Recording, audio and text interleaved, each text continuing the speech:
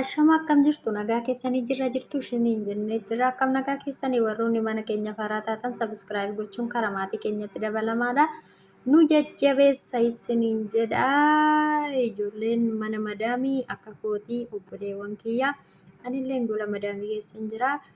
YouTube kanarratti hojjedhee akkan itti fayyadamu please na bira dhaabbadhaa ijoollee keenya subscribe naa godhaa isiniin jedha like irri naa godhaa.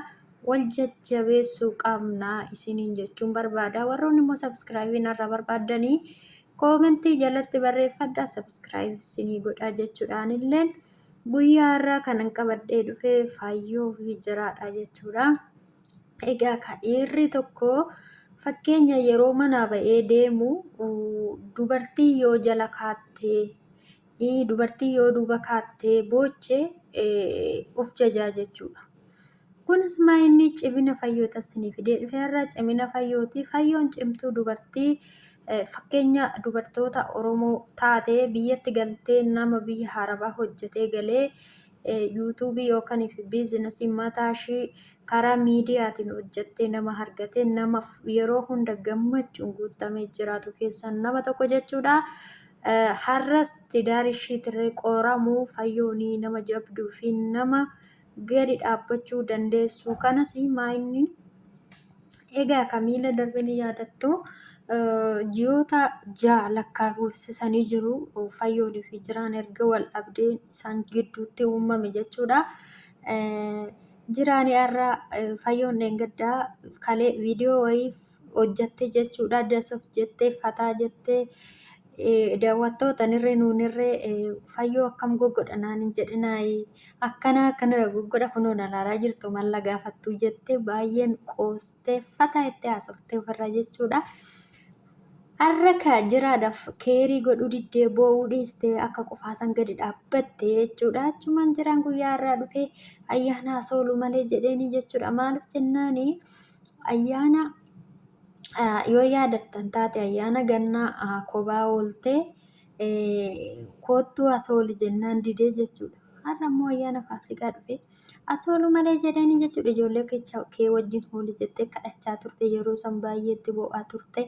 Har'a immoo fayyoon isa guddaa itti dabaluu baannaan inaanfadhaan guutamee dhufee jechuudha. Mee ilaala hundi keessanuu barnoota irraa fudhadhaa. Dhiiraa amala dhiiraa akkamittiin beektas yoo jala kaattee yoo bobboochee yoo dubartii bobboochuu taate dubartii of qabuu baattee fataa jechuu baattee akka fayyoo kana fayyoo fakkeenya irraa fudhadhaa. Fayyoo irraa barnoota guddaan irraa argadheen fayyoo irraa dhugaasaniin jedha. Har'a osoo hin taane yeroo ishiin jiraattee rumtuu irraa kaasee barnoota guddaan irraa baradheen micootan irraa jechuudha. Maaliif jennaani dhiirri yoo ati jala kaattee bobboochee inni of jajaa of akka abbadaa jechuudha. Yoommoo isin of qaqqabdanii akka fayyoo kanatti fataa jettanii inaanfadhaan guutametti wayyoo nama biraa wajjiniin deemti nama biraa wajjiniin ooluudhaaf jedhee inaanfadhaan guutame akka jiraa kanatti deebi'ee dhufaa jechuudha. Dhiironni gabbara hin jaalatanii jala kaannaa hin jaalatanii dhugaasaniin jedha. Maaliif jennaani yeroo warroonni biyyoota garaagaraa keessa jirtan jaalallee keessanii yoo inni akkam siniin jedhe sinis jirra jedhanii deebisaaf.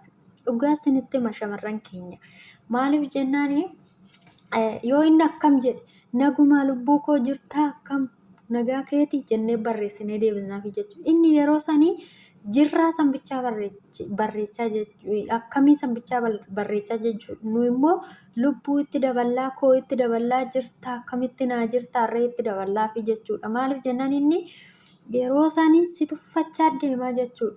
Ati maaliif amma fakkeenya dhiirri tokko yoo tekstii yookaan barreeffama yeroo tokko yeroo sii barreesse ati yoo as jettee suuta jettee akkuma inni si barreesse seentee ilaaltee yoo deebistee fi gadi si buusaa deemaa jechuudha. Yoo ati garuu irratti boonte yeroo siniin jedhu irratti boonuu qabdu akka fayyoo kana fayyoo agartan miti amala jiraa jechuudha. Guddaa itti dabaluu baattee of dandeechee ishiin gadi dhaabbannaan dubartiin tuni mataa gadi hin qabattu oonan irraa deemesi. Kanaafi booda na aarsiti yookaan waan biraa keessa galtee yookaan dhiira biraa wajjin jiraachuuf jedhetti inaafee deebi'ee jechuudha manatti ilaalame. Dhugaas ni jedha dhiironni jechuun akkana. Dubartii jabduu jechuun immoo dubartii akka fayyoo kana yoo jabduu taate yoo dhirsi kee si gatee deemee dhiirri si gatee deemee oo bobboochee jala kaattee si malee jiraachuu hin danda'u ofan ajjeesaa ofan rarraasaa ofan qalaa ofan fannisaa yoo jette dhimma keeti. Innis dhimma keeti aduutu iyyuudha siin jedha. Inni yeroo sanii gaafa ati duute yoo ati duute dubartoonni baay'een balaa dhiiratiin of ajjeessu dhugaa. Nama baay'een beeka dhugaa miidiyaa kanarratti ijoollee baay'ee dhiira jedhee balaa sababa dhiiratiin sababa jaalala wasakaa kana jaalala jechuun jaalala qilleensarraa jaalala ollahinii jechuun wasaka dhugaa siniin jedha waaqa. Jaalala qulqullina hin qabne siniin jedha dhugaa sinitti hima. Shamarran keenya yeroo jaalattanii nama naannoo keessanii hiyyeessa naannoo keessanii jaaladha. Kan warra isaa beektan kan maalummaa isaa beektan tokko karaa miidiyaa kana yeroo wal bartanii maalummaa keessanirree hin beeku maalummaa isaatirree hin beektu gaafa isin gaa'ela dhaabbattanii gaa'ela keessan keessatti rakkoo cimaatu dhufa. Maaliif jennaani jiraanii fi fayyoo jidduutti waan ta'e ni beektu jechuudha. Osoo mucaa biyya isaa taate innis mucaa biyya ishii ta'e keessa ishii beekaa gaafuma duraa hittamanee fuudhaa yoo jaalate hin fuudhaa yoo jibbe hin dhiisaa jechuudha. Silaarra jireenyi isaanii akkanatti hin baxaxamu jechuudha. Kanas siniin jechuu barbaada. Fayyoon fi jiraan akkuma beekamu onlaayinii irraa wal baranii jechuudha. Dhibbaan dhibbatti onlaayinii irraa wal baranii garuu daa'ima lama wajjin horratanii jiru. Galata waaqa hamma garuu bara kana dhugaa rabbii jireenya isaanii jalaa jeeqamee jechuudha. Maaliif fayyoon ilmoo qabdi? Ilmoo qabaachuun jibbiinsa hin qabu. Namni ilmoo jibbu hin jiru lafa kanarra jechuudha. Dhugaa Oromoonni nama ilmoo jaalata. Naan gandaatu fuudhee guddifata dhugaa siniin jedha. Garuu immoo tidaarii keessatti odoo duraa wal beeksisanii bareeda ture. Warroonni ganaa gaa'elatti galtanii karaa onlaayinii kanaan nama jaalattanii dhugaa siniin jedha jechuudha. Wanta narra gaheetu jira. Bara 2000 akka biyya kanaatitti bara 2019 ani mucaa wayii wal jaaladheen ture jechuudha. Inni haadha warraa qabaa daa'ima qabaa jechuudha. Maalii wajjin turree waggaa lamaan boodan icciitii isaa dhagahee jechuudha. Icciitii isaa yeroo dhagahu daa'ima sanii onlaayinii irratti yeroo poosti godhu maallaan jedha daa'ima obboleettii kootiiti naan jedhe jechuudha.